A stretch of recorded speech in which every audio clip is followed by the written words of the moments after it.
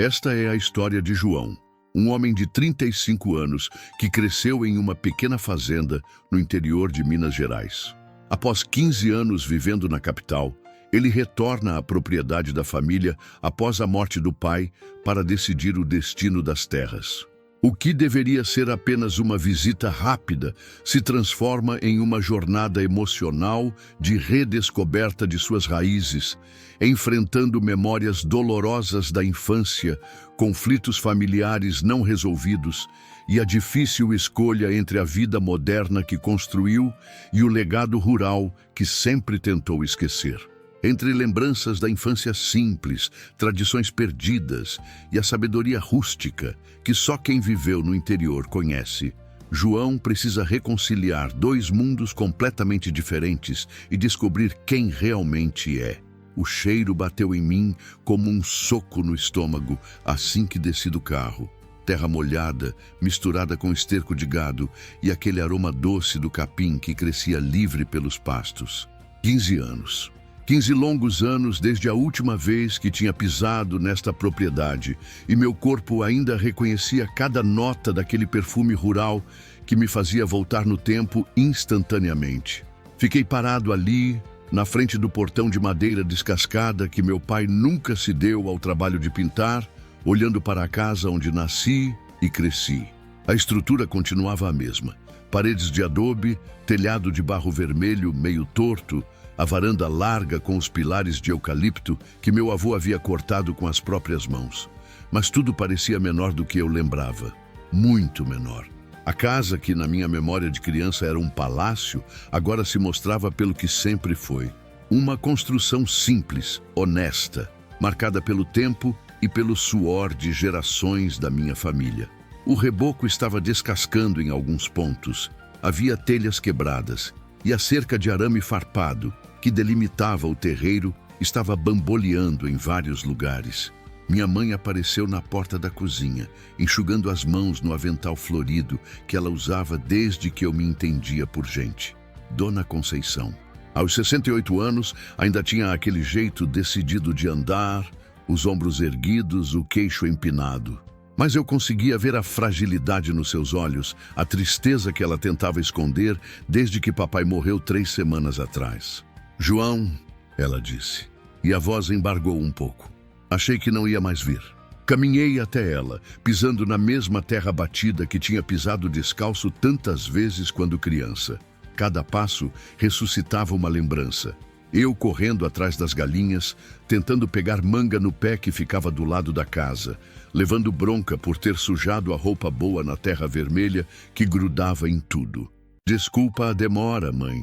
Precisei resolver umas coisas no escritório antes de vir. Era mentira.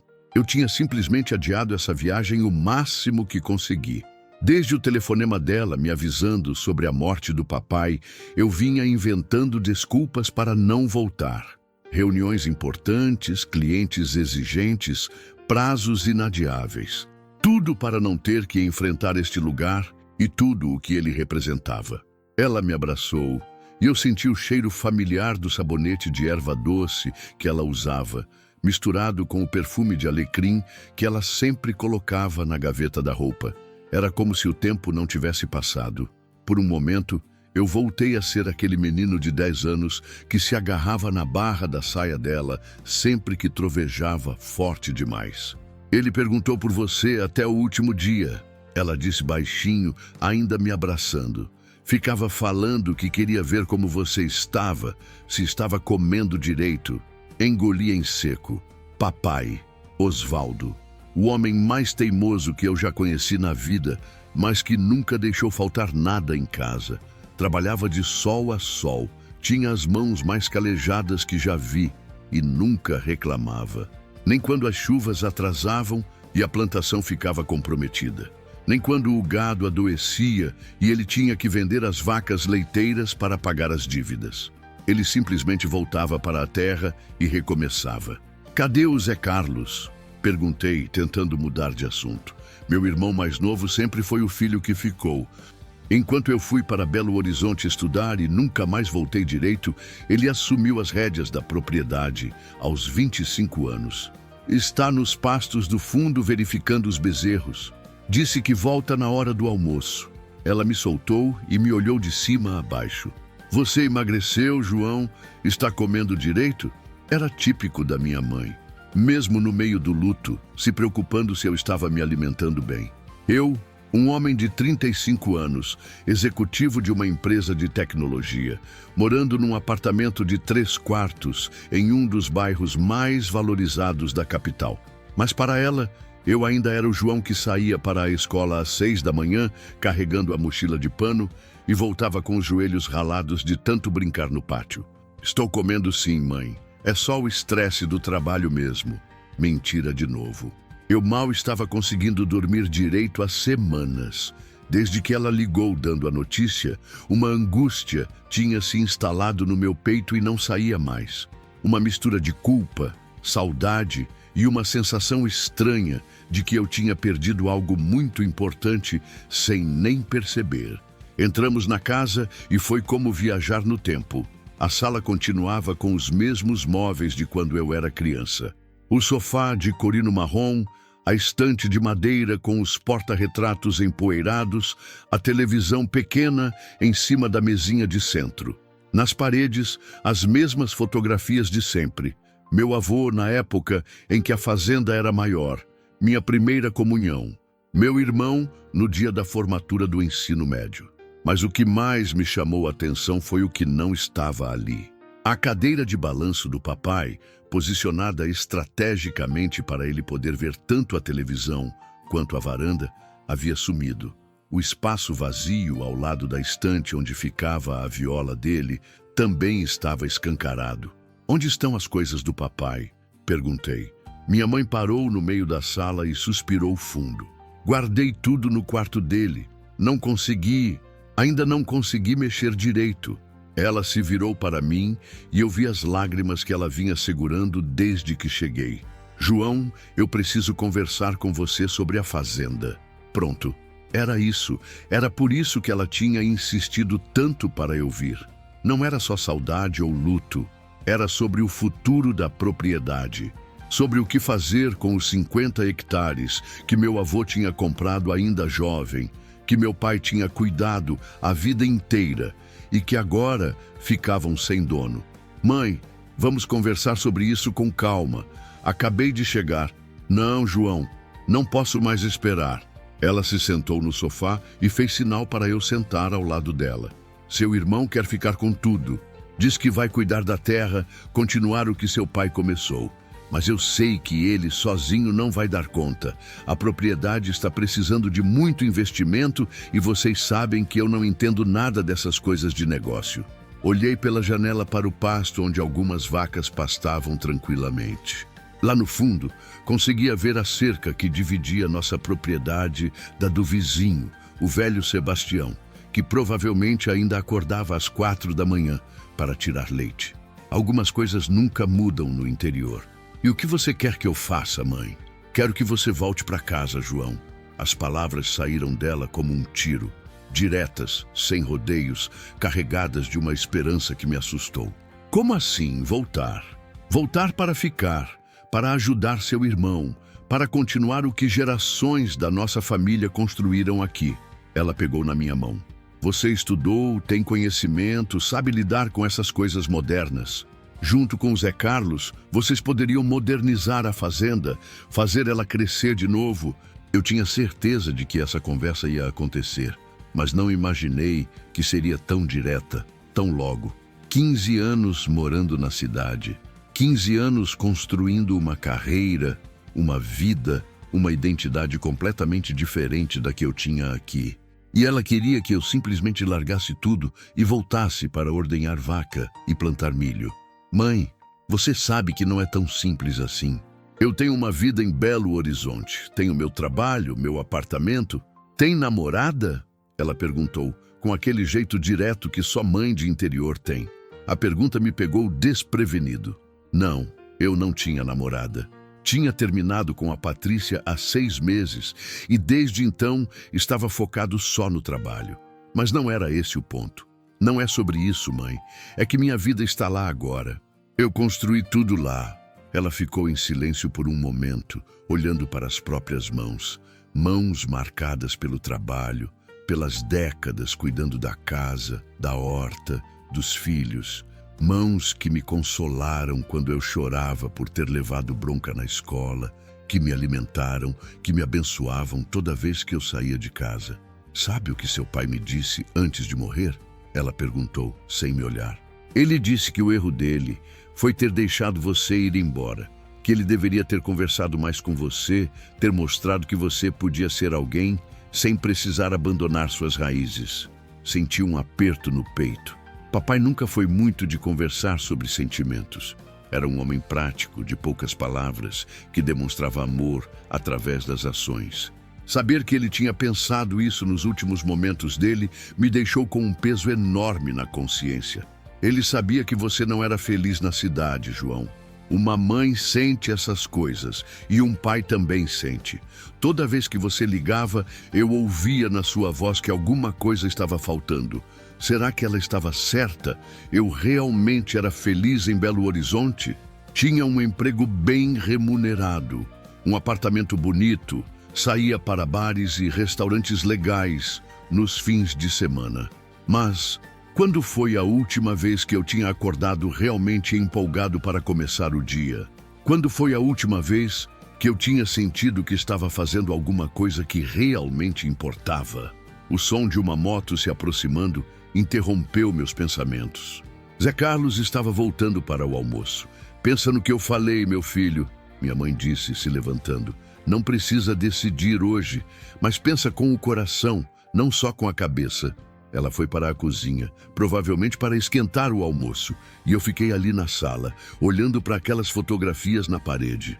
Em uma delas, eu tinha uns 8 anos e estava montado no lombo de uma vaca mansa, sorrindo de orelha a orelha. Em outra, estava ajudando o papai a plantar feijão, com as mãos sujas de terra e um chapéu de palha que ficava grande demais na minha cabeça. Quando foi que eu parei de sorrir daquele jeito? A porta da frente se abriu e meu irmão entrou tirando as botas enlameadas. Zé Carlos, 2 anos mais novo que eu, mas que parecia mais velho. O sol e o trabalho pesado tinham marcado o rosto dele de um jeito que os anos de escritório nunca conseguiriam marcar o meu. Ô João, ele disse, abrindo um sorriso genuíno. Pensei que você não ia aparecer mesmo. Nos abraçamos e eu senti o cheiro familiar do campo nele. Suor misturado com terra, couro e capim. O cheiro de quem trabalha com as mãos, de quem conhece cada palmo da terra onde pisa. Desculpa a demora, mano. Como você está? Tocando a vida, né? Fazendo o que o pai ensinou. Ele me olhou de cima a baixo. Você está com cara de quem não dorme direito. A vida na cidade está pegando pesado. Era impressionante como as pessoas do interior conseguiam ler a gente dessa forma.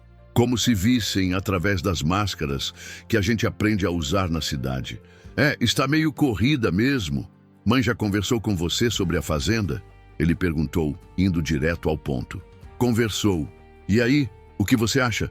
Olhei para ele, tentando decifrar o que estava por trás da pergunta. Zé Carlos sempre foi direto, mas eu conseguia perceber uma certa tensão na voz dele. Será que ele realmente queria que eu voltasse ou estava só sendo educado? Ainda estou processando tudo, mano. Acabei de chegar. Olha, João, vou falar uma coisa para você. Ele se sentou na cadeira que ficava de frente para o sofá. Eu sei que você construiu sua vida lá na capital e eu respeito isso, mas aqui está precisando da gente, dos dois. Sozinho eu não vou conseguir. A honestidade dele me desarma. Zé Carlos nunca foi de pedir ajuda. Desde pequeno, sempre quis provar que conseguia fazer tudo sozinho. Ver ele admitindo que precisava de mim me fez perceber o quanto a situação estava difícil. Está complicado assim? Ele suspirou e passou a mão pelos cabelos. Papai deixou algumas dívidas. Nada absurdo, mas tem uns empréstimos no banco que precisa quitar. Além disso, tem muito equipamento que precisa trocar, cerca que precisa refazer. E ainda tem a questão da casa da mãe, que está precisando de uma reforma geral. Eu já imaginava que não seria simples.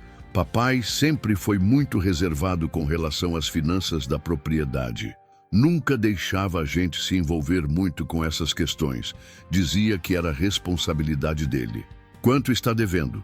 Uns 80 mil, mais ou menos. Não era um valor impossível. Com meu salário atual, eu conseguiria ajudar a quitar essas dívidas em alguns anos. Mas eu sabia que não era só sobre dinheiro. Era sobre presença. Era sobre alguém da família estar ali todos os dias, cuidando da terra que nossos antepassados tinham suado para conseguir. O cheiro de comida caseira começou a vir da cozinha. Feijão tropeiro, arroz, farofa e provavelmente alguma carne de porco que minha mãe havia preparado especialmente para minha chegada. O estômago roncou, lembrando que eu não comia uma refeição caseira de verdade há meses. "A comida está quase pronta", minha mãe gritou da cozinha. "Vamos comer e depois você me mostra como está a propriedade", eu disse para o Zé Carlos. Ele sorriu. "Pode deixar. Vou te levar para dar uma volta nos pastos. Você vai ver como mudou muita coisa desde a última vez que você esteve aqui." Enquanto caminhávamos para a cozinha, eu não conseguia parar de pensar na pergunta que minha mãe tinha feito. Quando foi a última vez que eu tinha sido realmente feliz? Olhando ao redor daquela casa simples, respirando aquele ar puro que vinha dos campos, ouvindo o barulho das galinhas no quintal e sentindo o cheiro da comida feita no fogão a lenha, eu comecei a suspeitar de que talvez a resposta para essa pergunta estivesse bem ali, no lugar de onde eu tanto tinha tentado fugir. Se essa parte da história tocou seu coração de alguma forma, me diga de qual cidade você está me acompanhando nessa jornada de volta às raízes. O almoço foi uma experiência quase religiosa. Fazia tanto tempo que eu não comia comida de verdade que quase esqueci como era o gosto. O feijão tropeiro da minha mãe, com aqueles pedaços de linguiça caipira e torresmo que ela fazia questão de preparar do zero. O arroz soltinho, temperado com aquele refogado de cebola e alho que perfumava a casa inteira. A farofa de ovos que ela sabia que era a minha preferida desde criança. E o silêncio. O silêncio gostoso de quem está comendo algo feito com amor, sem pressa, sem olhar para o celular, sem pensar no próximo compromisso. Ali, naquela mesa de madeira onde já tinha acontecido 1000 refeições em família, o tempo parecia ter parado. "Está gostoso?" minha mãe perguntou, mesmo sabendo a resposta. Ela tinha aquele sorriso discreto de quem sabe que estava matando a saudade do filho através da comida. "Está igual eu lembrava", respondi, e vi os olhos dela brilharem.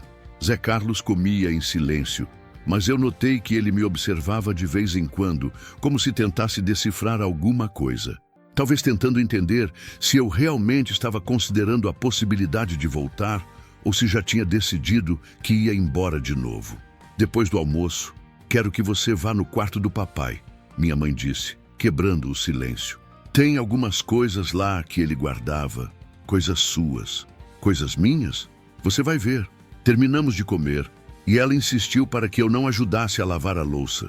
"Visita não lava prato", disse, mesmo eu protestando que não era visita.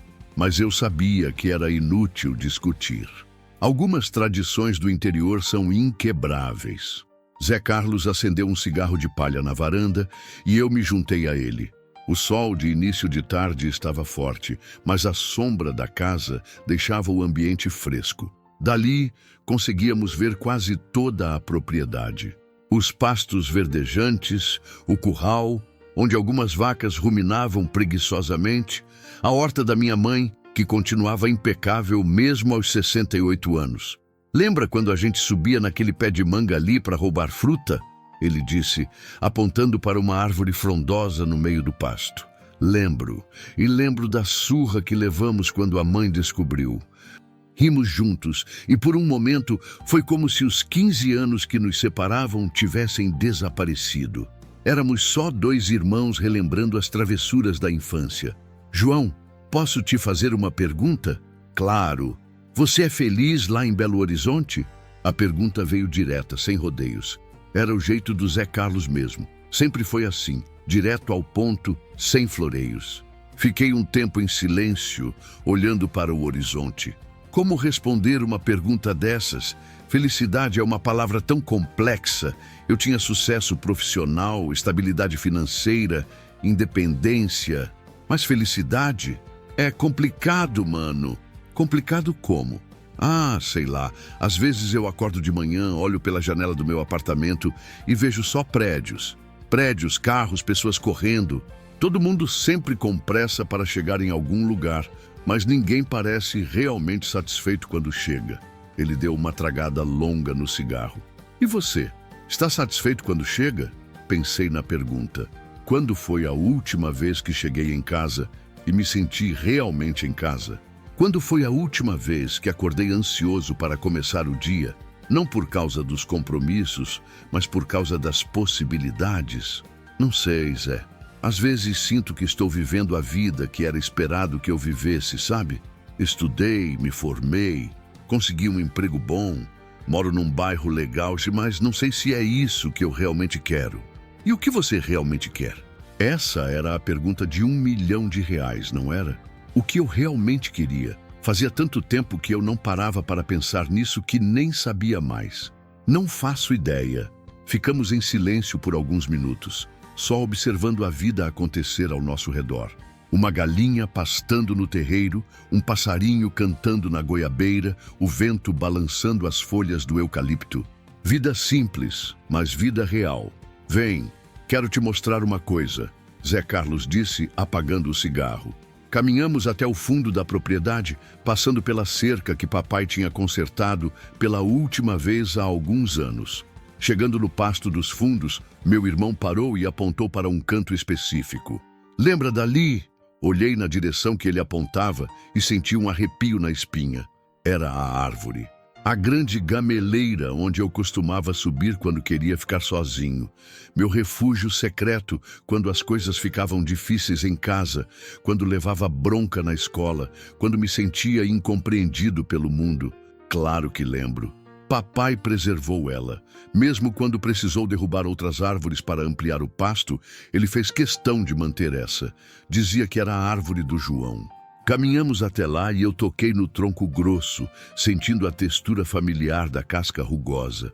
Quantas tardes da minha infância eu tinha passado ali em cima, sonhando com o futuro, imaginando como seria a minha vida quando crescesse. Sabe o que mais? Zé Carlos continuou. Ele subia aqui às vezes, principalmente depois que você foi embora para Belo Horizonte. Eu via ele aqui, sentado embaixo da árvore, olhando para o horizonte. Senti um nó na garganta. Papai, o homem que sempre pareceu tão forte, tão resoluto, subindo na minha árvore para... Para o quê? Sentir saudade? Tentar me entender? Se arrepender de ter me deixado ir embora? Ele sentia muito a sua falta, João. Nunca falava, você sabe como ele era, mas sentia. Subi na árvore, como fazia quando era criança. Os galhos ainda sustentavam meu peso, mesmo depois de tantos anos. Lá de cima, conseguia ver toda a propriedade. A casa, os pastos, a estrada de terra que levava à cidade, as montanhas ao longe. Era uma vista que eu conhecia de cor, que estava gravada na minha memória como uma fotografia. Mas vendo de novo, depois de tanto tempo, percebi coisas que não via quando era criança. A beleza da paisagem, a tranquilidade do lugar, a sensação de pertencimento que vinha de estar em terra que era sua, que sempre foi sua. Desce daí, vou te mostrar outra coisa, Zé Carlos gritou de baixo. Descemos em direção ao córrego que cortava a propriedade. A água continuava limpa, cristalina, correndo sobre as pedras com aquele som relaxante que eu costumava ouvir à noite quando abria a janela do meu quarto. Lembra quando a gente vinha pescar aqui? Como esquecer? Você sempre dizia que sabia o melhor lugar, mas quem sempre pegava mais peixe era eu. Mentira, eu que pegava mais. Rimos de novo e eu percebi como era fácil voltar a ser criança naquele lugar. Como se as preocupações adultas simplesmente se dissolvessem na água do córrego. Zé Carlos se abaixou e apanhou uma pedra lisa, atirando-a na água de um jeito que ela quicou 3 vezes na superfície antes de afundar. Ainda sei fazer, disse orgulhoso. Peguei outra pedra e tentei fazer a mesma coisa. Consegui apenas 2 kicks e ele comemorou como se tivesse ganhado uma competição mundial. Você perdeu o jeito de cidade. Deve ser isso mesmo. Nos sentamos na margem do córrego, tirando os sapatos para molhar os pés na água gelada. Era uma sensação que eu não experimentava há décadas. O frio da água, a textura das pedras, o barulho da correnteza. João, posso te contar uma coisa que nunca contei para ninguém? Claro. Eu sempre tive inveja de você. A confissão me pegou completamente desprevenido. Inveja? Por quê? Porque você teve coragem de ir embora, de buscar algo diferente. Eu sempre admirei isso em você, mesmo quando ficava bravo por você não visitar a gente. Mas você ficou aqui, cuidou do papai e da mamãe, manteve a propriedade funcionando. Sim, mas às vezes eu me pergunto como teria sido se eu tivesse ido também. Se eu teria conseguido me virar na cidade grande, construir uma carreira, conhecer mundo. Olhei para meu irmão, realmente olhei, pela primeira vez desde que cheguei. Vi as marcas do sol no rosto dele, as mãos calejadas, a postura de quem conhece cada palmo da terra onde pisa. Mas também vi algo que não esperava. Dúvida, incerteza. As mesmas questões que me atormentavam, só que do lado oposto. Zé, você sabe o que eu mais invejo em você? O quê? A certeza. Você sempre soube quem você era, onde pertencia. Eu passei 15 anos tentando descobrir isso. Ele riu, mas era um riso meio amargo. Certeza? João, eu não tenho certeza de nada. Às vezes acordo de manhã e me pergunto se não estou desperdiçando minha vida aqui. Se não deveria estar fazendo algo maior, mais importante. Cuidar da terra que nosso avô comprou, que nosso pai preservou, não é importante? Mas às vezes fico pensando se existe vida além dessa cerca, sabe? Ficamos em silêncio por alguns minutos, cada um perdido nos próprios pensamentos.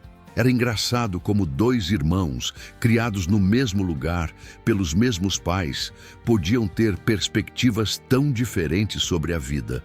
Sabe o que eu acho? Disse, após um tempo. Acho que a grama sempre parece mais verde do outro lado da cerca. Pode ser. O sol estava começando a se pôr, pintando o céu com tons de laranja e rosa.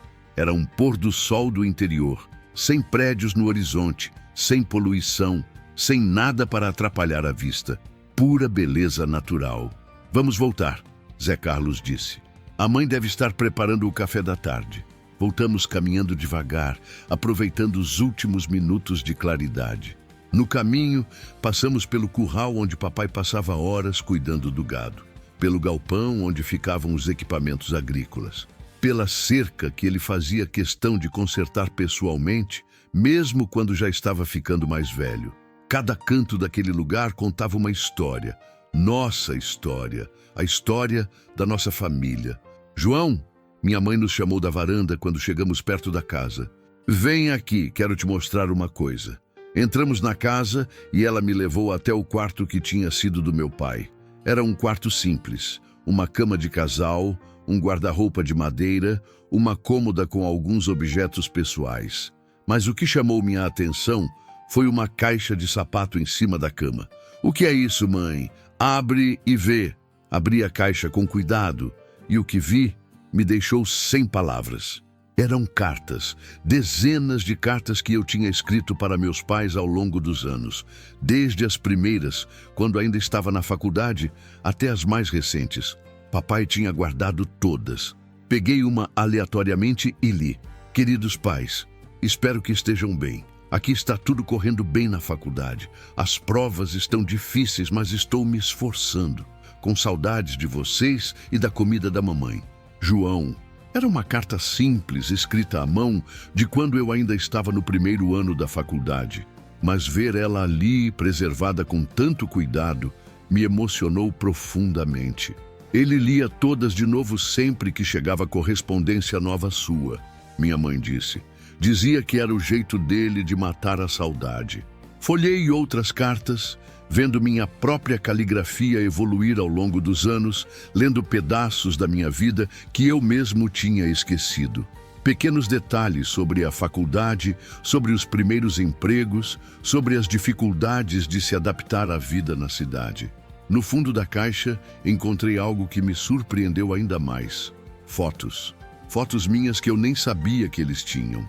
Formatura da faculdade, festa de fim de ano da empresa, até mesmo algumas que eu tinha postado nas redes sociais e que alguém deve ter mostrado para eles. Como vocês conseguiram essas fotos? Seu primo Marcelo às vezes mostrava para a gente as coisas que você postava na internet. Seu pai pedia para imprimir as que ele mais gostava. Era surreal. Enquanto eu vivia minha vida na cidade, achando que estava distante da família, eles acompanhavam tudo à distância. Guardam cada carta, cada foto, cada pequeno sinal de que eu ainda existia no mundo.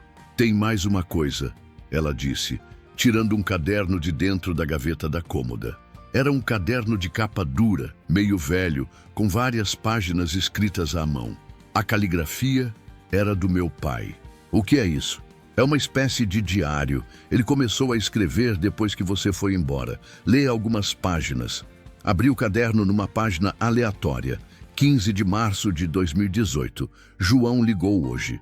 Disse que está bem no emprego novo, que está ganhando mais. Fico feliz por ele, mas percebi na voz dele que alguma coisa não está certa. Ele parece cansado, desanimado. Queria poder ajudar, mas não sei como. Às vezes penso se não errei em deixar ele ir embora tão cedo. Conceição diz que fiz certo, que ele precisava seguir o próprio caminho. Mas o coração de pai dói quando vê o filho perdido, mesmo que ele não admita que está perdido. Senti as lágrimas queimando nos meus olhos. Papai. Meu pai que nunca falava sobre sentimentos, que nunca demonstrava vulnerabilidade, tinha percebido coisas que eu mesmo não tinha percebido sobre minha própria vida. Li mais algumas páginas, vendo através dos olhos dele os 15 anos que passamos separados. As preocupações, as saudades, os momentos de orgulho, os momentos de tristeza. Tudo registrado com a honestidade simples de quem só queria o melhor para o filho. Por que você está me mostrando isso? Perguntei para minha mãe. Porque quero que você entenda que nunca foi sobre a fazenda, João. Nunca foi sobre dinheiro, ou terra, ou gado. É sobre família. É sobre você encontrar o seu lugar no mundo, seja ele qual for. Fechei o caderno e olhei para ela. Dona Conceição, minha mãe, a mulher que me criou, que me ensinou valores, que sempre acreditou em mim mesmo quando eu não acreditava em mim mesmo. Mas e se meu lugar não for aqui, mãe? Então não é. E está tudo bem. Só não quero que você tome uma decisão baseada no que você acha que deve fazer ou no que os outros esperam que você faça. Quero que você escute o seu coração. Saí do quarto com as pernas bambas e o coração disparado. As descobertas daquela tarde tinham mexido comigo de uma forma que eu não esperava.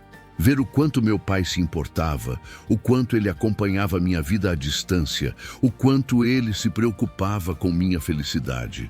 Me sentei na varanda, observando as primeiras estrelas aparecerem no céu. Um céu limpo, sem poluição luminosa, onde se podia ver a Via Láctea a olho nu. Quando foi a última vez que eu tinha parado para olhar as estrelas? Zé Carlos se juntou a mim com 2 xícaras de café. Pesado, né? Ele disse. Muito. Agora você entende por que eu nunca consegui ir embora. Não é sobre a terra, João. É sobre eles. É sobre não conseguir abandonar quem nunca nos abandonou. Tomei um gole do café, sentindo o gosto familiar da bebida feita na coador de pano, adoçada com rapadura. E agora? Agora você decide. Mas decide pensando em você. Não em nós. A gente já se virou 15 anos sem você. Se precisar, a gente se vira mais 15. Era típico do meu irmão. Mesmo precisando da minha ajuda, mesmo querendo que eu ficasse, ele me dava a liberdade de escolher. Preciso de um tempo para pensar. Você tem todo o tempo do mundo. Ficamos ali até tarde, conversando sobre a infância, sobre os planos para a propriedade, sobre a vida. 2 perspectivas diferentes sobre o mesmo lugar, a mesma história, a mesma família. Quando finalmente fui dormir, no meu antigo quarto que minha mãe mantinha exatamente como eu tinha deixado 15 anos atrás, fiquei olhando para o teto por horas, pensando nas cartas que papai guardou, no diário que ele escreveu, nas fotos que ele colecionou, pensando na minha vida na cidade, no apartamento vazio, no trabalho que me dava dinheiro, mas não satisfação, na solidão que eu disfarçava com redes sociais e happy hours, pensando no pôr do sol que tinha visto naquela tarde, no som do córrego, no cheiro da terra molhada. Se você já viveu esse conflito entre dois mundos, entre duas versões de si mesmo, me conta de qual lugar do mundo você está me ouvindo. Era uma decisão que mudaria tudo, e eu ainda não sabia qual seria. Acordei antes do galo cantar, como se meu corpo tivesse lembrado dos ritmos antigos da fazenda. Eram 5:30 da manhã, e lá fora ainda estava escuro, mas eu conseguia ouvir os primeiros movimentos do dia. Minha mãe acendendo o fogão a lenha na cozinha, o mugido distante de alguma vaca, o barulho das botas do Zé Carlos se preparando para a primeira ordenha. Fiquei deitado por alguns minutos, olhando para o teto do meu antigo quarto. As mesmas manchas de umidade, as mesmas rachaduras na pintura. Nada havia mudado, mas eu me sentia completamente diferente do menino que tinha dormido naquela cama pela última vez há 15 anos. As descobertas do dia anterior ainda ecoavam na minha cabeça. As cartas que papai guardou, o diário cheio de preocupações silenciosas, as fotos colecionadas com tanto carinho. Como eu pude ficar tanto tempo sem perceber o quanto eles se importavam. Me levantei e fui até a janela. O sol estava nascendo por trás das montanhas, pintando o céu com tons dourados que eu tinha esquecido que existiam. Em Belo Horizonte, eu acordava olhando para a parede do prédio vizinho. Quando foi a última vez que tinha visto um nascer do sol de verdade? Desci para a cozinha e minha mãe já estava preparando o café da manhã. Pão de queijo caseiro, ainda quente do forno, broa de milho, queijo fresco que provavelmente tinha sido feito na propriedade do vizinho e aquele café forte que só quem cresceu no interior consegue apreciar de verdade. Bom dia, mãe. Bom dia, meu filho. Dormiu bem? Dormi. Era mentira. Tinha passado a noite inteira pensando, revirando na cama, pesando prós e contras de uma decisão que parecia impossível de tomar. Seu irmão já foi para o curral. Disse que se você quisesse, podia encontrar ele lá. Peguei uma xícara de café e saí em direção ao curral. O ar da manhã estava fresco, úmido do sereno da noite, carregado com aquele cheiro de terra e capim que parecia lavar os pulmões. Em Belo Horizonte, eu acordava respirando smog e pressa. Aqui, cada respiração era um lembrete de que existia outro ritmo de vida. Encontrei Zé Carlos tirando leite de uma vaca preta e branca que reconheci imediatamente. A mimosa ainda está viva? Ele olhou para trás e sorriu. Claro que está. Já tem 15 anos, mas ainda dá uns 10 litros por dia. Lembra como você tinha medo dela quando era pequeno? Tinha medo não, tinha respeito, corrigi, e ele riu. Vem cá, vamos ver se você ainda lembra. Hesitei por um momento, mas me aproximei da vaca. Zé Carlos me passou o balde e indicou onde eu devia posicionar as mãos. Os primeiros jatos saíram fracos, descoordenados, mas gradualmente fui lembrando do movimento. Era como andar de bicicleta. O corpo nunca esquece completamente. Ainda tem jeito, meu irmão disse aprovando. Ficamos ali por 1 hora, ordenando as vacas, conversando sobre coisas do cotidiano da fazenda. Ele me explicou sobre os novos procedimentos sanitários, sobre os investimentos que precisavam ser feitos, sobre os planos que tinha para expandir a produção leiteira. Sabe, João, eu tenho pensado muito no que conversamos ontem. E aí? Acho que a gente pode encontrar um meio termo. Parei de ordenhar e olhei para ele. Como assim? Você não precisa largar tudo na cidade para nos ajudar. Pode vir aqui alguns fins de semana, dar uma consultoria sobre a parte administrativa, nos ensinar sobre essas tecnologias novas que você conhece. Não precisa ser tudo ou nada. A proposta me surpreendeu. Era uma possibilidade que não tinha considerado. Continuar com minha vida em Belo Horizonte, mas manter um vínculo mais forte com a fazenda. Você acha que funcionaria? Acho que vale tentar. O importante é a gente estar junto de novo, mesmo que não seja tempo integral. Terminamos a ordenha e voltamos para casa para o café da manhã. A mesa estava farta, como sempre. Pão de queijo, broa, queijo, requeijão, geleia de pequi, que minha mãe fazia todo ano, mel das colmeias que ficavam no fundo da propriedade. "Mãe, posso te fazer uma pergunta?" disse, mordendo um pão de queijo que derretia na boca. "Claro! Por que você nunca me cobrou para voltar antes? Em 15 anos, você nunca me pressionou." Ela parou de servir o café e me olhou com aquela expressão serena que ela sempre tinha quando ia falar algo importante. "Porque amor verdadeiro é deixar voar, João. Seu pai e eu criamos vocês para serem felizes, não para nos fazer felizes. Se a sua felicidade estava na cidade, então era lá que você deveria estar. Mas e se eu não soubesse o que me fazia feliz? Aí você teria que descobrir. E às vezes, para descobrir, a gente precisa se perder primeiro." As palavras dela me atingiram como um raio. Era exatamente isso que eu sentia. Perdido. Há anos me sentindo perdido, sem saber muito bem para onde ir ou o que queria da vida. E se eu ainda não souber? Então continua procurando. Mas agora você já sabe que sempre vai ter um lugar para voltar quando precisar. Após o café, resolvi dar uma volta pela cidade. Fazia 15 anos que não caminhava pelas ruas onde cresci e queria ver o que tinha mudado. Peguei emprestado o carro da minha mãe, um Fiat Uno branco de mais de 10 anos, que ainda rodava como no primeiro dia. A cidade havia crescido um pouco, mas continuava sendo essencialmente a mesma.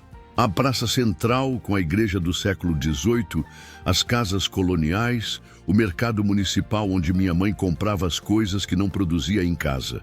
Alguns comércios novos, uma ou outra construção moderna, mas nada que descaracterizasse o lugar. Parei em frente à escola onde estudei até os 17 anos. Um prédio simples, pintado de azul e branco, com um pátio de terra batida onde jogávamos futebol no recreio. As lembranças vieram em cascata. Os professores que me incentivaram a estudar, os colegas de classe, as brincadeiras, os primeiros amores. "João? João da Conceição?" Me virei e vi uma mulher na minha idade se aproximando. Levei alguns segundos para reconhecer. Era a Márcia, minha colega de turma desde a primeira série. "Márcia! Nossa, quanto tempo!" Nos cumprimentamos com aquele abraço apertado de quem se conhece desde criança. "Soube que você voltou por causa do seu pai. Meus pêsames, João. Seu Osvaldo era uma pessoa muito querida aqui na cidade." "Obrigado, Márcia. E você, como está? Que está fazendo da vida?"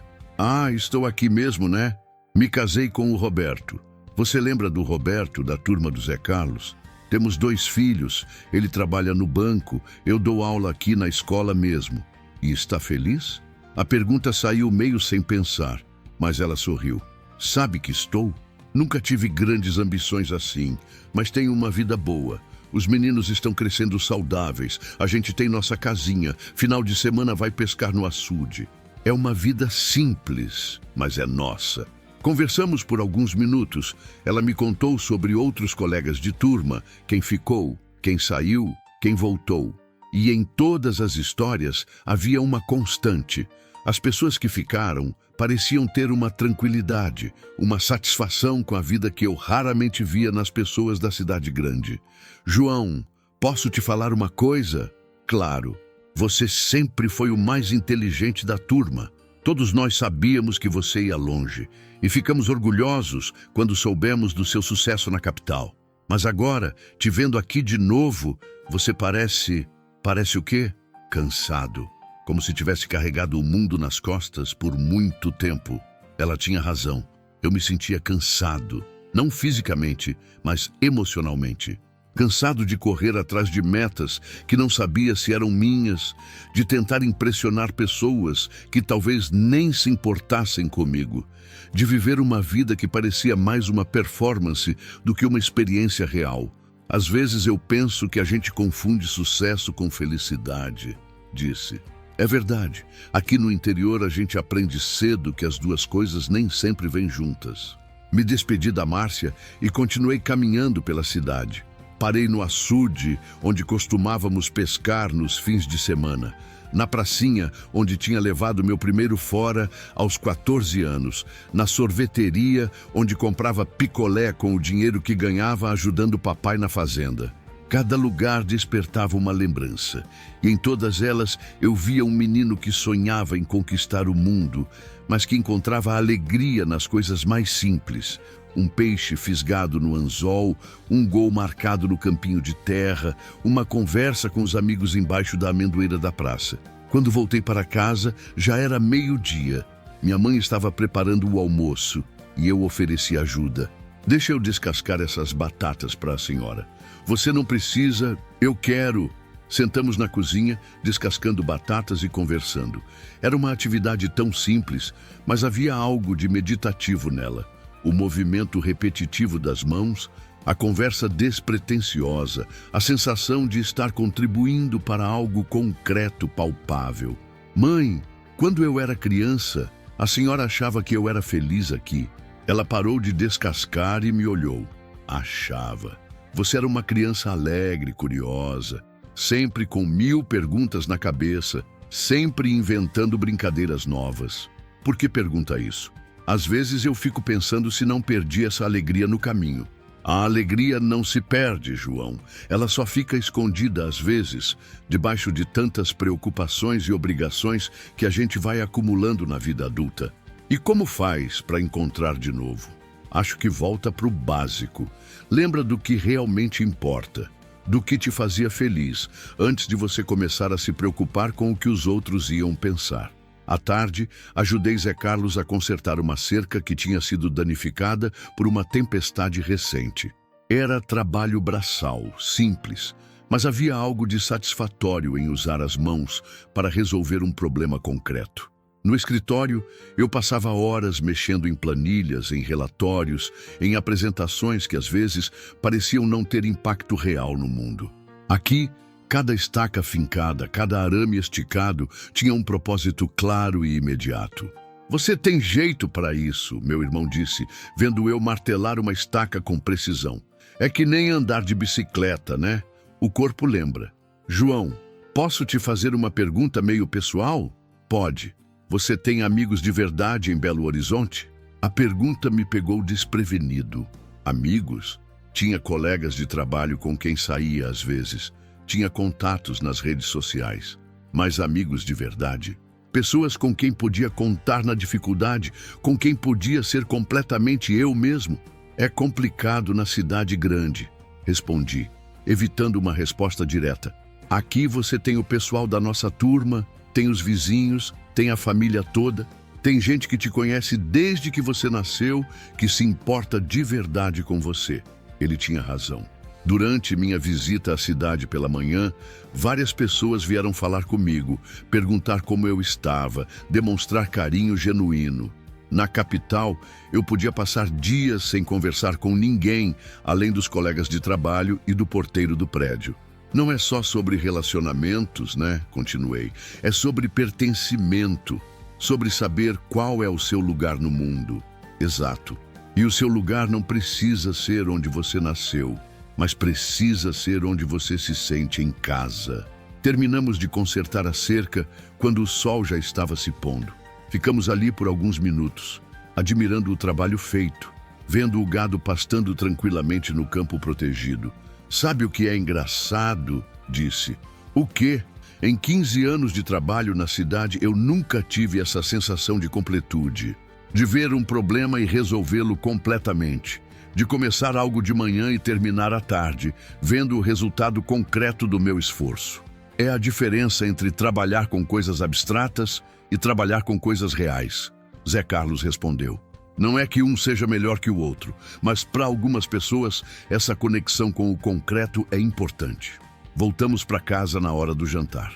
Minha mãe tinha preparado uma mesa farta. Arroz, feijão, carne de porco assada, farofa, salada da horta e um doce de leite de sobremesa que ela fazia especialmente para as minhas visitas. Durante o jantar, conversamos sobre os planos para os próximos dias. Zé Carlos queria me mostrar um projeto que estava desenvolvendo para diversificar a produção. Minha mãe queria que eu fosse com ela visitar alguns parentes que não via há anos. E você, João? Minha mãe perguntou. Que planos tem? Era uma pergunta simples, mas carregada de significado. Ela estava perguntando sobre os próximos dias, mas eu sabia que também estava perguntando sobre a vida. Ainda estou organizando as ideias, mãe. Está com pressa para voltar para Belo Horizonte? Não. Aliás, liguei para o escritório hoje. Pedi mais uns dias de folga. Vi o rosto dela se iluminar discretamente. Que bom! Fazia tanto tempo que você não ficava aqui direito. Após o jantar, saímos para a varanda. O céu estava limpo, cheio de estrelas. Uma visão que me deixava hipnotizado toda vez. Em Belo Horizonte, com toda a poluição luminosa, mal conseguia ver algumas estrelas fracas. Aqui podia ver a Via Láctea como uma faixa esbranquiçada, cortando o céu de uma ponta à outra. Lembra quando você me ensinou a identificar as constelações? Perguntei para minha mãe. Lembro. Você ficava horas aqui fora, olhando para o céu, fazendo perguntas sobre as estrelas. Quando foi a última vez que olhei para o céu desse jeito em Belo Horizonte? Não sei, filho. Quando foi? Pensei na pergunta. Quando realmente foi? Não conseguia lembrar. Na cidade, eu passava de casa para o carro, do carro para o escritório, do escritório para o restaurante, sempre com pressa, sempre olhando para o chão ou para o celular. Não faço ideia. Ficamos em silêncio por um tempo, cada um perdido nos próprios pensamentos. O som dos grilos, o vento nas árvores, o mugido distante de alguma vaca. Era uma sinfonia rural que eu tinha esquecido que existia. Mãe, posso te contar uma coisa? Claro, eu não sou feliz na cidade. Era a primeira vez que falava isso em voz alta. A primeira vez que admitia para alguém e para mim mesmo que alguma coisa estava fundamentalmente errada com a vida que eu tinha construído. Eu sei, meu filho. Como assim, você sabe? Uma mãe sabe. Nas suas ligações, nas suas visitas raras, no jeito como você falava do trabalho, você nunca parecia empolgado com nada. Parecia que estava cumprindo obrigações, não vivendo sonhos. E por que nunca falou nada? Porque você precisava descobrir sozinho. Se eu falasse, você ia achar que era pressão, que eu estava tentando te trazer de volta. Você precisava chegar nessa conclusão por conta própria. Olhei para ela com uma admiração renovada. A sabedoria simples e profunda de quem criou filhos com amor e paciência. E agora você decide, mas decide com base no que te faz feliz, não no que te faz bem-sucedido. Sucesso sem felicidade não vale nada. Me levantei e caminhei até a cerca da varanda, olhando para a paisagem noturna. As montanhas recortadas contra o céu estrelado, os pastos dormindo, a casa simples mas cheia de amor onde cresci. Por um momento, consegui ver minha vida como se estivesse assistindo a um filme. 15 anos correndo atrás de uma ideia de sucesso que talvez nem fosse minha. 15 anos tentando provar algo para pessoas que talvez nem se importassem. 15 anos me afastando gradualmente de tudo que realmente me fazia sentir vivo. Se você já passou por esse momento de questionamento profundo sobre suas escolhas, esse ponto de inflexão onde tudo pode mudar, me deixe saber de qual parte do Brasil você está acompanhando essa reflexão. A decisão estava tomando forma na minha cabeça, mas eu ainda precisava de coragem para admitir para mim mesmo o que meu coração já sabia. A decisão veio como um raio numa noite estrelada. Estava deitado na minha antiga cama, olhando pelo janelo para a imensidão escura pontilhada de luz, quando finalmente parei de lutar contra o que meu coração vinha gritando há dias. Eu queria ficar. Não era uma decisão racional. Pelos padrões que eu tinha seguido nos últimos 15 anos, salário, status, carreira, era uma loucura. Largar um emprego executivo bem remunerado para voltar a ordenhar vaca e plantar milho? Qualquer consultor de carreira diria que eu estava tendo um surto de meia-idade. Mas pela primeira vez em anos, eu sentia que estava prestes a tomar uma decisão com o coração, não com a planilha Excel da minha vida. Levantei antes do amanhecer e fui encontrar Zé Carlos no curral. Ele estava lá, como sempre, com a pontualidade de quem vive no ritmo da natureza. Chegou cedo hoje, ele disse, sem levantar os olhos da ordenha. Preciso conversar com você. Fala aí. Decidi ficar. Ele parou de ordenhar e me olhou, tentando decifrar se eu estava falando sério. Ficar como? Mais uns dias? Ficar mesmo. Para sempre. Quero ajudar você a tocar a fazenda. O silêncio que se seguiu foi carregado de emoção. Vi os olhos do meu irmão se encheram de lágrimas que ele tentou disfarçar, voltando rapidamente à ordenha. Tem certeza disso, João? Não é uma decisão que você vai se arrepender daqui a alguns meses? Tenho certeza, ou pelo menos tenho certeza de que quero tentar. Se não der certo, a gente reavalia. Mas preciso tentar. Ele largou o balde, se levantou e me abraçou. Um abraço apertado, cheio de gratidão e alívio. Sempre sonhei com isso, ele disse.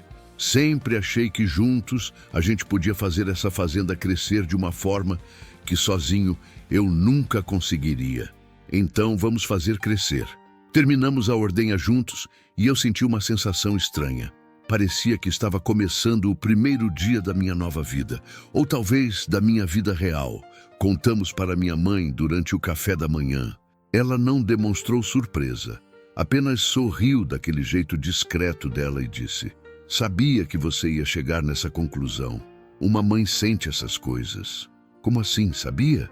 Nos últimos dias, você foi mudando. Foi ficando mais parecido com o João que eu lembrava. Mais leve, mais presente. Ontem à noite, quando você falou que não era feliz na cidade, eu vi que você finalmente estava pronto para admitir o que já sabia há muito tempo. Passei a manhã ligando para Belo Horizonte. Primeiro para meu chefe pedindo demissão. Foi uma conversa difícil. Ele tentou me convencer a ficar, ofereceu aumento, promoção, mais flexibilidade. Mas pela primeira vez, nenhuma dessas coisas me atraía. João, você tem certeza do que está fazendo? Você está abrindo mão de uma carreira sólida para fazer o quê? Plantar feijão? Estou abrindo mão de uma carreira que não me faz feliz para construir uma vida que faça sentido. Respondi. Foi libertador falar isso. Libertador assumir que sucesso profissional sem satisfação pessoal não valia nada. Liguei para a imobiliária para colocar meu apartamento à venda, para alguns amigos, explicando minha decisão. As reações foram variadas. Alguns acharam que eu estava tendo um surto, outros disseram que me invejavam por ter coragem de fazer uma mudança tão radical. Cara, eu também sonho em largar tudo e ir viver no sítio, disse meu colega Roberto. Mas nunca teria coragem. A coragem vem quando você percebe que a vida que está vivendo não é realmente sua, respondi. À tarde, Zé Carlos me levou para conhecer os projetos que tinha em mente para modernizar a fazenda. Caminhamos pelos pastos enquanto ele explicava suas ideias. Diversificar a produção, investir em tecnologia sustentável, criar uma pequena agroindústria para agregar valor aos produtos. Sempre tive essas ideias, mas nunca soube como implementar, ele disse. Você, com seu conhecimento de gestão, e eu, com a experiência prática, acho que podemos fazer algo especial. Paramos numa elevação de onde conseguíamos ver toda a propriedade. 50 hectares de terra fértil, com potencial para muito mais do que estava sendo explorado. Sabe o que eu estou vendo? Disse, apontando para a paisagem. O quê? Possibilidades. Pela primeira vez em anos, estou vendo possibilidades ao invés de obrigações. Passamos horas conversando sobre planos, sonhos, ideias. Era energizante ter um projeto que fazia sentido, que tinha propósito além do lucro. Não que o lucro não fosse importante, mas aqui ele viria como consequência de algo maior. Cuidar da terra, produzir alimento, manter uma tradição familiar, contribuir para a comunidade. João, posso te falar uma coisa que sempre me incomodou? Claro! Quando você foi embora para estudar, eu fiquei meio ressentido. Achava que você estava rejeitando nossa vida, nossos valores, como se achasse que era superior a tudo isso. A confissão me surpreendeu, mas fez sentido. E eu achei que vocês não entendiam minhas ambições, que queriam me prender aqui para sempre. Que bobagem a gente fez, né? Cada um interpretando mal as intenções do outro. Mas talvez precisasse ser assim. Talvez eu precisasse ir embora para valorizar o que tinha aqui. E talvez eu precisasse ficar para entender que existe mundo além desta cerca. Rimos da ironia da situação. 2 irmãos, cada um invejando a escolha do outro, descobrindo que talvez a resposta estivesse em algum lugar no meio. No final da tarde, fomos visitar alguns vizinhos. Queria comunicar minha decisão para a comunidade e também entender melhor como estava a situação da agricultura na região. A primeira parada foi na casa do seu Sebastião, o vizinho mais próximo. Um homem de 72 anos que ainda acordava às 4 da manhã para ordenhar suas vacas. João, que alegria te ver de volta, ele disse, nos recebendo com um sorriso desdentado. Soube que seu pai morreu. Era um homem bom, trabalhador. Vai fazer falta aqui na comunidade. Obrigado, seu Sebastião. Vim falar com o senhor porque decidi voltar para ficar. Vou ajudar o Zé Carlos a tocar a fazenda. Os olhos do velho se iluminaram. Que notícia boa! Fazia tempo que não via um jovem estudado decidir ficar na roça. Geralmente é o contrário, estudam e vão embora. É que às vezes a gente precisa sair para entender o valor do que deixou para trás. Sabedoria pura, menino. Seu pai ficaria orgulhoso. Seu Sebastião nos contou sobre as dificuldades que os pequenos produtores estavam enfrentando. Falta de tecnologia, dificuldade de acesso ao crédito, problemas para escoar a produção. Mas também falou das oportunidades, o crescimento do mercado de produtos orgânicos, o interesse dos consumidores urbanos por alimentos de origem conhecida, os programas governamentais de incentivo à agricultura familiar. Vocês têm uma vantagem, ele disse.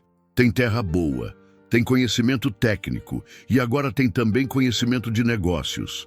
Se fizerem direito, podem mostrar para outros produtores como é possível prosperar no campo. A ideia me animou. Não era só sobre nossa fazenda.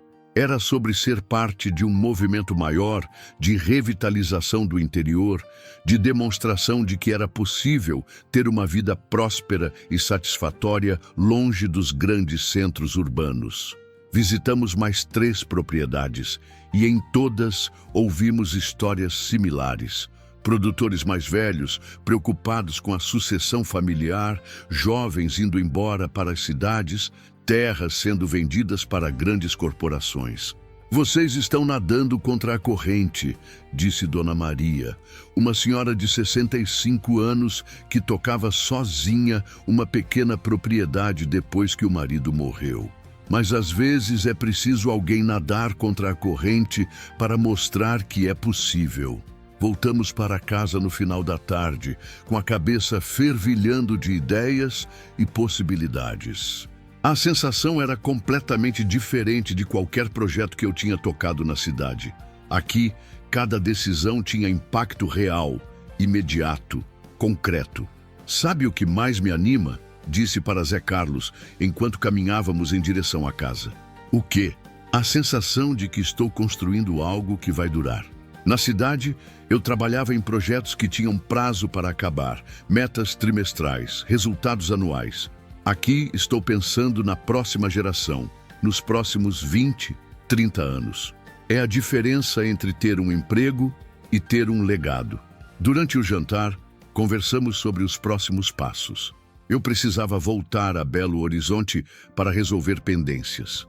Vender o apartamento, encerrar contratos, trazer minhas coisas, mas seria uma ida rápida, de resolução, não uma volta definitiva. Quanto tempo você acha que precisa para resolver tudo lá? Minha mãe perguntou. Umas 2 semanas no máximo. O apartamento já está anunciado. Tenho alguns móveis para vender, umas burocracias para resolver. E depois? Depois começo minha nova vida. Nossa nova vida, disse olhando para Zé Carlos. Após o jantar, saímos para a varanda. Era uma tradição que tinha se estabelecido nos últimos dias. Sentar ali, olhar as estrelas, conversar sobre a vida. Mas naquela noite, a conversa tinha um sabor diferente. Não eram mais reflexões angustiadas sobre o que fazer. Eram planos concretos para o futuro. João, posso te fazer uma pergunta? Minha mãe disse. Claro. Você não está fazendo isso por causa do que descobriu sobre seu pai, né? Sobre como ele se preocupava com você? Era uma pergunta importante. Eu tinha me questionado sobre isso também. Minha decisão era genuína ou era movida por culpa? Não, mãe. Quer dizer, descobrir aquelas coisas me emocionou muito e me fez valorizar ainda mais nossa família. Mas a decisão veio de outro lugar. Veio da percepção de que eu estava vivendo a vida errada. Que bom, porque decisões tomadas por culpa geralmente não dão certo a longo prazo. É verdade. Esta decisão eu tomei por amor. Amor pela família, pela terra, por uma vida que faz sentido. Zé Carlos estava quieto, fumando seu cigarro de palha e olhando para as estrelas. Em que você está pensando, mano? Em como as coisas mudam rápido.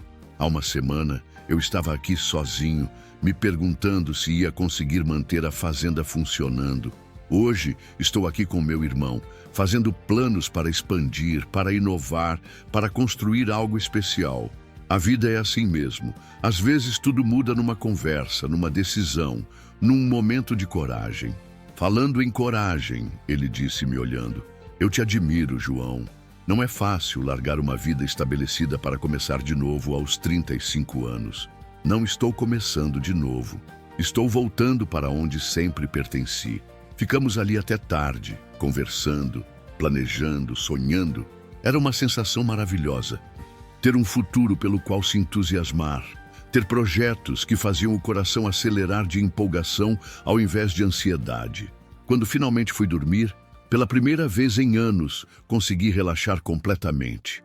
Não havia mais aquela tensão constante no peito, aquela sensação de estar vivendo a vida de outra pessoa. Olhei pela janela do meu quarto de novo, agora definitivamente, e vi a lua cheia iluminando os pastos. Era uma visão que acompanharia minhas noites dali para frente.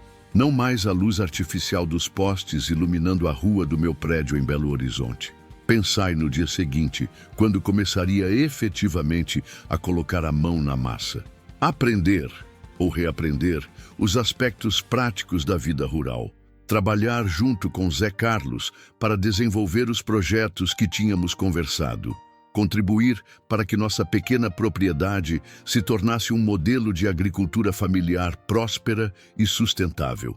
Mas, principalmente, pensai na sensação de estar finalmente vivendo minha própria vida. Não a vida que era esperado que eu vivesse, não a vida que pareceria mais impressionante no currículo ou no Instagram, mas a vida que fazia sentido para mim. Era assustador e libertador ao mesmo tempo. Assustador porque estava abandonando todo o investimento que tinha feito na carreira urbana. Libertador porque estava finalmente alinhando minhas ações com meus valores. Adormecer naquela noite foi como fechar um capítulo e abrir outro. O capítulo da busca had acabado. O capítulo da construção estava começando. E pela primeira vez em muito tempo, eu estava ansioso para ver o que o amanhã traria. A viagem de volta a Belo Horizonte foi surreal. Dirigindo pelas mesmas estradas que percorri tantas vezes, mas desta vez sabendo que estava indo para encerrar um ciclo, não para recomeçar uma rotina. O apartamento que me recebeu parecia pertencer a outra pessoa. As paredes brancas, os móveis modernos, a vista urbana pela janela, tudo me soava estranho, artificial. Passei 2 dias resolvendo burocracias e me despedindo. A cada conversa, a cada documento assinado, sentia que estava literalmente desmontando uma vida que nunca foi realmente minha. O apartamento vendeu mais rápido do que esperava. O mercado imobiliário estava aquecido e a localização era privilegiada. Alguns móveis doei, outros vendi e algumas poucas coisas com valor sentimental separei para levar para a fazenda. A conversa mais difícil foi com minha ex-namorada Patrícia. Nos encontramos num café que frequentávamos quando namorávamos e ela ouviu minha decisão com uma mistura de incredulidade e, surpreendentemente, inveja. João, você sempre foi maluco, mas isso passa dos limites, ela disse, mexendo distraidamente o açúcar no café. Largar tudo para virar fazendeiro? Não é virar fazendeiro, Pati. É voltar a ser quem eu sempre fui. E quem você sempre foi. A pergunta me fez refletir quem eu sempre fui. Durante 15 anos, tinha tentado ser o João executivo, o João bem-sucedido, o João urbano e sofisticado. Mas por baixo de todas essas camadas, quem era eu realmente? Alguém que encontra paz na simplicidade. Alguém que valoriza relacionamentos verdadeiros mais que networking. Alguém que quer construir algo duradouro, não só atingir metas trimestrais. Ela ficou em silêncio por um momento, olhando pela janela do café para o trânsito caótico da avenida.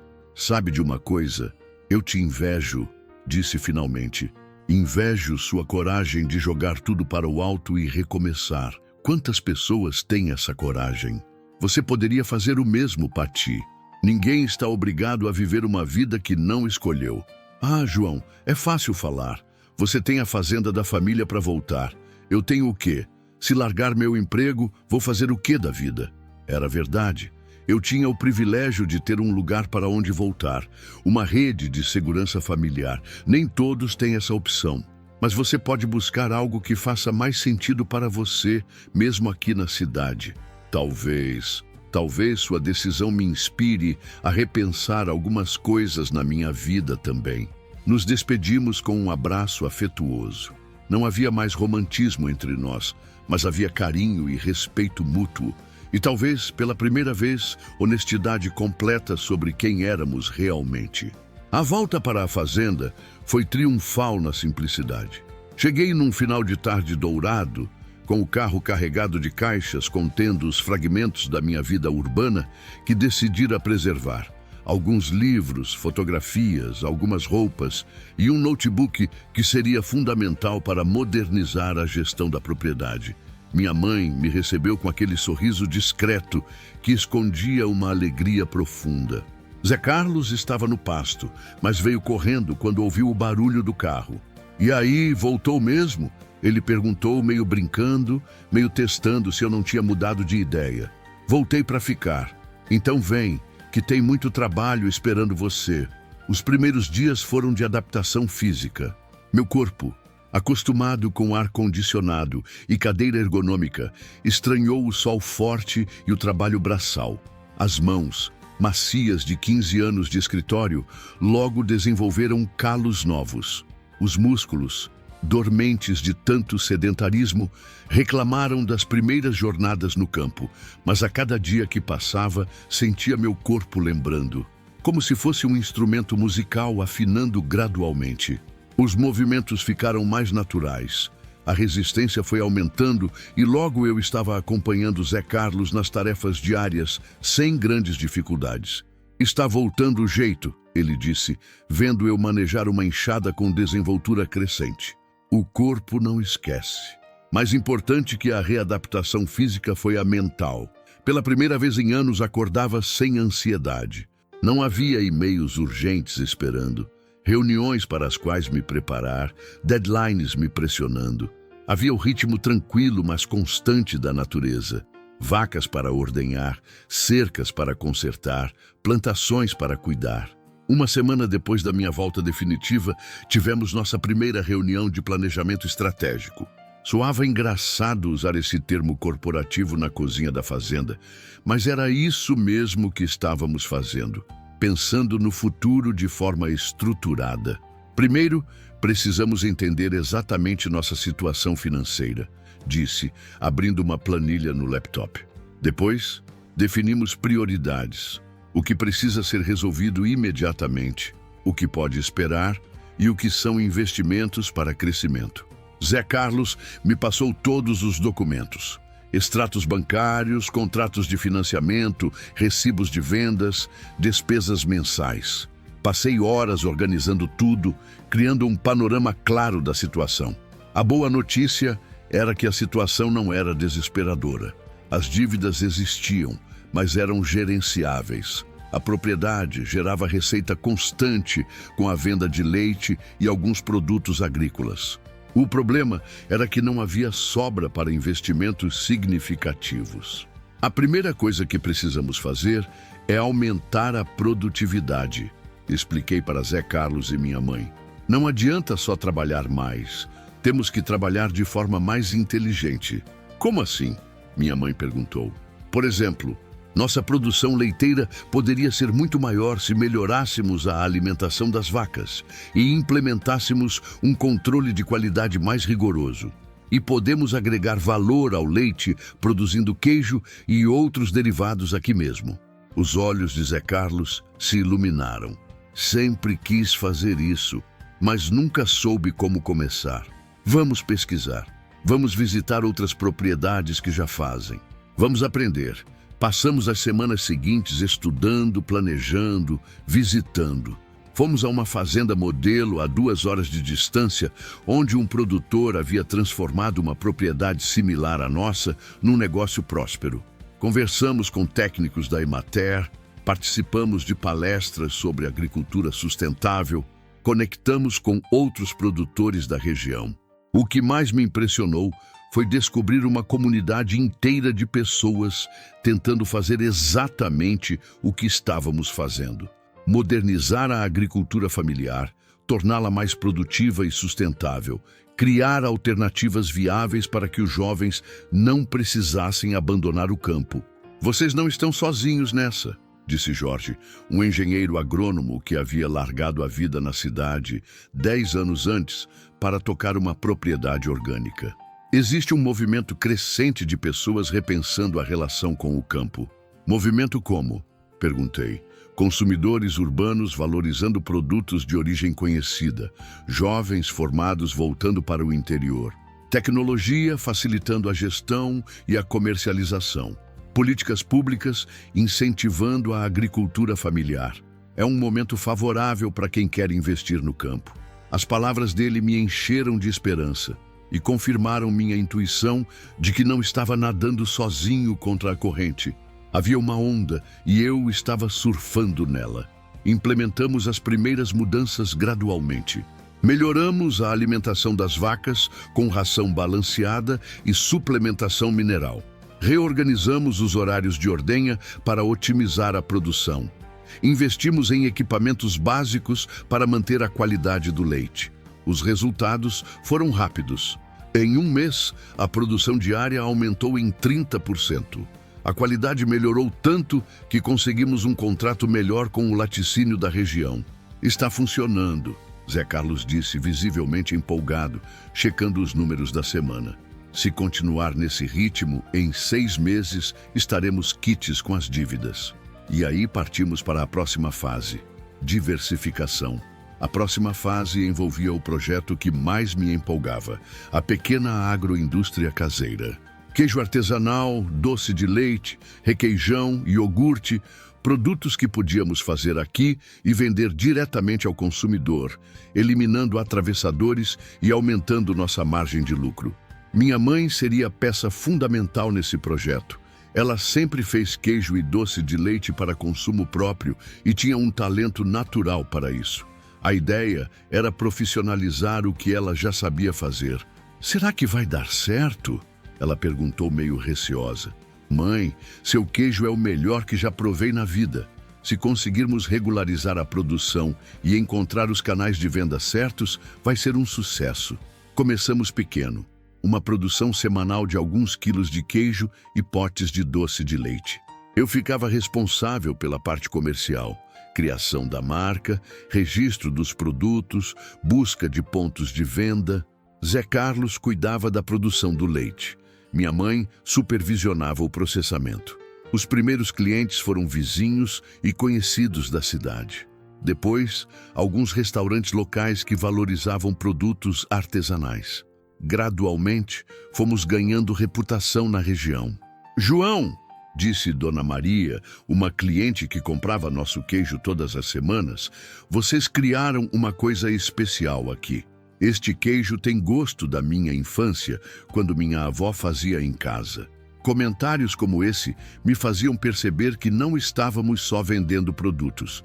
Estávamos vendendo memórias, tradições, um pedaço da autenticidade que as pessoas sentiam falta nas suas vidas urbanas aceleradas. 3 meses após minha volta definitiva, tivemos nosso primeiro resultado financeiro realmente positivo. Não era muito dinheiro, mas era lucro genuíno, fruto do nosso trabalho e das nossas decisões inteligentes. Conseguimos, disse Zé Carlos, mostrando o extrato bancário. Pela primeira vez em anos, sobrou dinheiro no final do mês. Conseguimos mesmo, respondi, sentindo uma satisfação profunda que nunca havia experimentado no mundo corporativo. Mas o dinheiro era só a consequência. O que realmente importava era a sensação de estar construindo algo significativo, de estar contribuindo para minha família e minha comunidade, de estar vivendo de acordo com meus valores. Uma tarde, estava consertando uma cerca quando vi uma caminhonete desconhecida subindo a estrada da fazenda. Era Carlos Eduardo, um rapaz da minha idade que havia crescido na cidade vizinha, se formado em agronomia e trabalhado durante anos numa multinacional do agronegócio. Soube que vocês estão fazendo um trabalho interessante aqui, ele disse depois das apresentações. Estamos tentando modernizar nossa pequena propriedade sem perder o caráter familiar, expliquei. É exatamente isso que eu quero fazer também. Cansei do agronegócio corporativo. Quero comprar uma propriedade na região e trabalhar com agricultura sustentável. Vocês poderiam me dar umas dicas? A conversa durou horas. Carlos Eduardo estava passando pelo mesmo processo que eu havia passado, questionando suas escolhas, buscando uma vida com mais propósito, considerando uma mudança radical de carreira. A diferença é que você tem o privilégio da propriedade familiar, ele disse. Eu vou ter que comprar terra e começar do zero. Mas você tem algo que eu não tinha, conhecimento técnico especializado. E tem uma coisa que nós dois temos, a convicção de que existe uma forma melhor de viver. Quando ele foi embora, prometi manter contato e ajudá-lo no que fosse possível. Era gratificante perceber que minha experiência podia inspirar outras pessoas a fazer escolhas semelhantes. Naquela noite, durante nossa conversa habitual na varanda, comentei com Zé Carlos sobre a visita. Interessante como as coisas se conectam, né? Ele disse. Você volta para cá, a gente começa a inovar, e isso atrai outras pessoas com ideias parecidas. Acho que estamos fazendo parte de algo maior. Não é só sobre nossa fazenda. É sobre demonstrar que é possível viver bem no interior, que o campo pode ser próspero e sustentável, e que as pessoas podem escolher uma vida que faça sentido para elas, independente do que os outros vão pensar. Olhei para as estrelas, que já tinha virado um hábito diário, e senti uma gratidão profunda. Gratidão por ter tido coragem de mudar, por ter uma família que me apoiou, por ter descoberto que felicidade e sucesso não precisam andar separados. 3 meses antes, eu era um executivo urbano infeliz, vivendo no piloto automático, cumprindo obrigações que não havia escolhido conscientemente. Agora, eu era um pequeno produtor rural empolgado com o futuro, acordando todos os dias com projetos significativos para realizar. A transformação não tinha sido fácil. Houve momentos de dúvida, dificuldades práticas, adaptações dolorosas. Mas cada desafio superado me confirmava que havia tomado a decisão certa. E o mais importante, pela primeira vez na vida adulta, eu estava genuinamente feliz. Não feliz apesar das circunstâncias, mas feliz por causa delas. 1 ano depois da minha decisão, estava sentado embaixo da gameleira, minha árvore da infância, olhando para a transformação que nossa propriedade havia sofrido. O que 1 ano antes era uma fazenda familiar em dificuldades, agora se parecia com um pequeno centro de inovação rural. Havíamos construído uma pequena queijaria anexa à casa, com equipamentos modernos, mas que preservavam o caráter artesanal da produção. O galpão havia sido reformado para abrigar nossos novos equipamentos e um pequeno escritório onde eu cuidava da parte administrativa e do marketing digital dos nossos produtos. Mais importante que as mudanças físicas eram as mudanças nas pessoas. Minha mãe, aos 68 anos, havia se tornado uma pequena empresária. Seus queijos artesanais eram disputados em 3 cidades da região e ela havia começado a dar cursos para outras mulheres interessadas em agregar valor à produção familiar. Nunca pensei que aos 68 anos ia aprender a usar Instagram, ela disse, rindo, mostrando o celular com o perfil que tínhamos criado para divulgar nossos produtos. 3.000 seguidores e crescendo. Zé Carlos havia recuperado o entusiasmo pela agricultura. Com a situação financeira estabilizada e os projetos dando resultado, ele voltou a sonhar grande.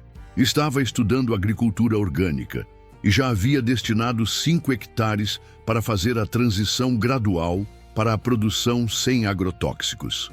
Daqui a 2 anos, quero que metade da nossa produção seja certificada orgânica, ele disse, mostrando os planos no papel. O mercado está pagando 50% a mais pelos produtos orgânicos e ainda por cima é melhor para a terra e para a saúde. Eu mesmo me surpreendia diariamente com o quanto havia mudado. Fisicamente estava em melhor forma que nos últimos 10 anos. O trabalho no campo, a alimentação mais natural, o ar puro, o sono tranquilo, tudo contribuía para uma sensação de vitalidade que não experimentava há décadas. Mentalmente, a transformação era ainda mais radical. A ansiedade crônica que me acompanhava na cidade havia desaparecido. Dormia profundamente, acordava descansado, enfrentava os desafios do dia com energia e otimismo. Você está com cara de quem rejuvenesceu 10 anos, disse Carlos Eduardo, que havia se tornado um visitante frequente da fazenda enquanto procurava sua própria propriedade na região. É que agora eu acordo querendo fazer o que tenho que fazer, ao invés de acordar com medo do que tenho que fazer. Carlos Eduardo finalmente havia encontrado sua terra. Uma propriedade de 30 hectares, a 10 quilômetros da nossa.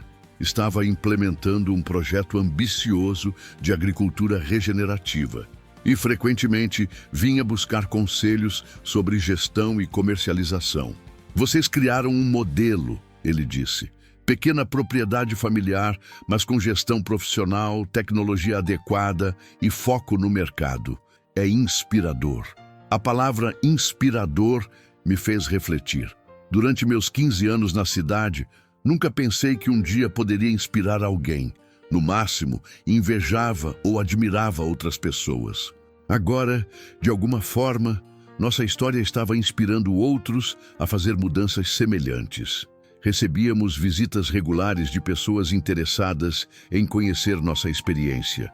Estudantes de agronomia, outros produtores, até mesmo alguns executivos urbanos questionando suas próprias escolhas de vida. Como vocês sabiam que ia dar certo? Perguntou Sandra, uma advogada de Belo Horizonte que estava considerando largar o escritório para tocar a fazenda que havia herdado do avô. Não sabíamos, respondi honestamente. Mas sabíamos que não podíamos continuar vivendo do jeito que estava. Às vezes o risco de mudar é menor que o risco de permanecer igual. E se não tivesse dado certo, aí a gente tentaria outro caminho. O importante é tentar. Essas conversas me faziam perceber que nossa experiência individual estava se tornando algo maior. Não éramos só uma família que havia transformado sua propriedade rural. Éramos parte de um movimento de repensamento sobre trabalho, vida, sucesso e felicidade. O ponto alto do ano foi quando fomos convidados para participar de um seminário sobre agricultura familiar sustentável na capital do estado. Era irônico.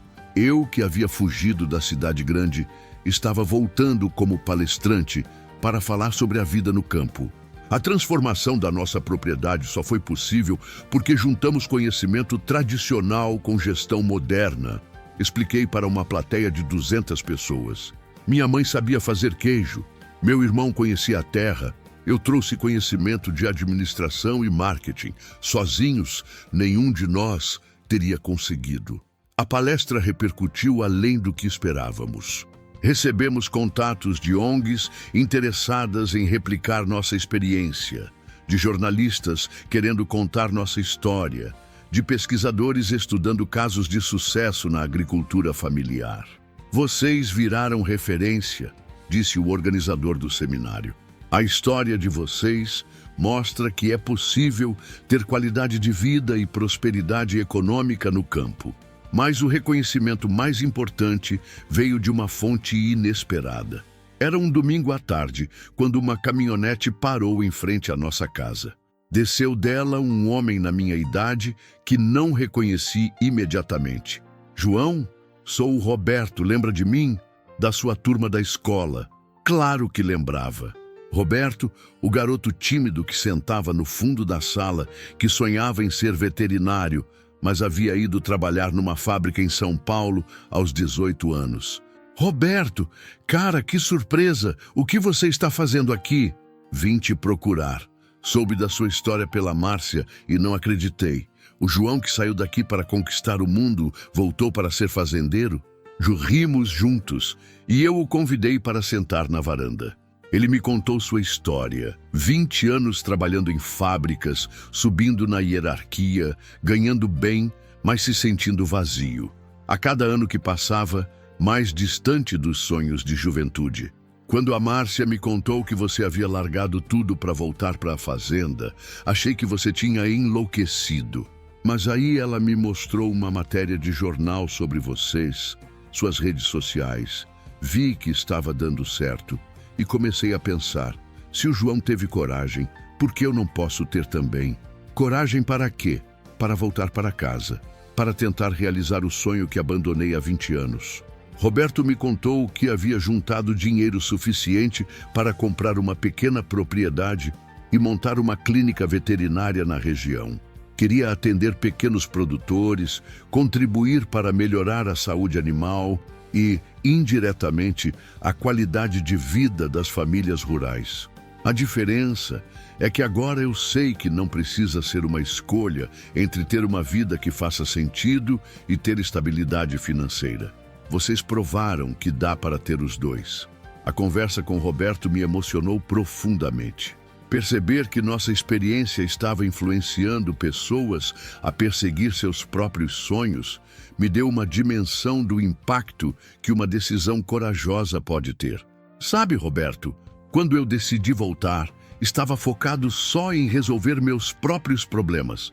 Nunca imaginei que isso poderia inspirar outras pessoas. É assim mesmo, a gente nunca sabe o alcance das nossas escolhas. Naquela noite, durante nossa conversa tradicional na varanda, comentei com minha família sobre a visita do Roberto. É lindo ver como uma decisão pode gerar uma reação em cadeia, minha mãe disse. Você volta para casa, inspira o Carlos Eduardo a comprar terra, agora o Roberto está voltando também. Quantas outras pessoas não vão se beneficiar das escolhas que vocês estão fazendo? Era uma perspectiva que não havia considerado. Minha decisão individual estava se multiplicando, gerando impacto em várias outras vidas. Papai ficaria orgulhoso, disse Zé Carlos, acendendo seu cigarro de palha. Ele sempre dizia que a função da gente na vida era plantar árvores para que outras pessoas se beneficiassem da sombra. A menção ao papai me fez lembrar do diário que ele havia deixado. Fazia meses que não lia, mas naquela noite resolvi buscar algumas páginas para ler em voz alta. Encontrei uma entrada especial, datada de 2 anos antes da morte dele. Hoje sonhei com o João. No sonho, ele estava aqui na fazenda, trabalhando ao lado do Zé Carlos, rindo como quando era criança. Acordei com o coração apertado, mas também com uma esperança estranha. Será que um dia ele vai entender que a felicidade não está necessariamente onde a gente pensa que está? Será que ele vai descobrir que pode ser bem-sucedido sem abandonar suas raízes? Se eu pudesse deixar uma mensagem para ele, seria esta: filho, você pode ser qualquer coisa que quiser na vida, mas nunca esqueça de ser você mesmo. Li o trecho em voz alta e ficamos os 3 em silêncio por alguns minutos. Era como se papai estivesse ali conosco, abençoando nossas escolhas. Ele sabia, disse minha mãe com lágrimas nos olhos. De alguma forma, ele sabia que você ia voltar. Ou talvez ele só esperasse que eu tivesse coragem suficiente para escolher a felicidade. No final daquele ano transformador, fiz um balanço de tudo que havia mudado. Financeiramente estávamos bem, não ricos, mas prósperos o suficiente para viver com dignidade e ainda investir no crescimento da propriedade. Pessoalmente, eu estava mais feliz e saudável do que havia estado em décadas. Profissionalmente, e essa era a parte mais interessante, eu havia encontrado uma vocação que nem sabia que existia. Não era mais apenas um administrador aplicando técnicas de gestão numa fazenda. Era alguém que estava ajudando a revolucionar a agricultura familiar da região, provando que tradição e inovação podiam andar juntas. Relacionalmente, minha família estava mais unida do que nunca. As feridas antigas haviam cicatrizado e estávamos construindo memórias novas, positivas, baseadas em projetos compartilhados. E socialmente, eu havia encontrado meu lugar no mundo. Não era mais o executivo anônimo perdido numa metrópole. Era o João da Conceição, o rapaz que havia voltado para casa e estava fazendo a diferença na sua comunidade. Um ano depois da decisão mais importante da minha vida, eu podia afirmar com certeza: tinha valido a pena. Cada momento de dúvida, cada dificuldade enfrentada, cada crítica recebida, tudo havia valido a pena. Porque pela primeira vez na vida adulta, eu estava vivendo de acordo com meus valores, estava construindo algo duradouro, estava contribuindo para minha família e minha comunidade. Estava sendo eu mesmo.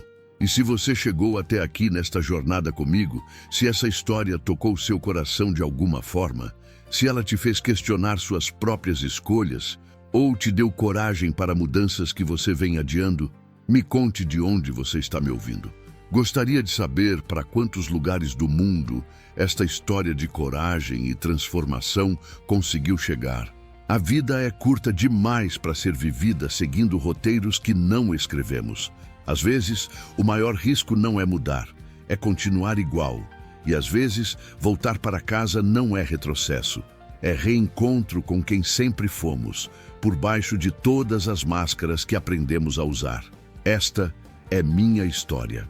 Uma história de coragem, família e da descoberta de que sucesso e felicidade, quando caminham juntos, criam algo muito mais poderoso que qualquer um deles sozinho.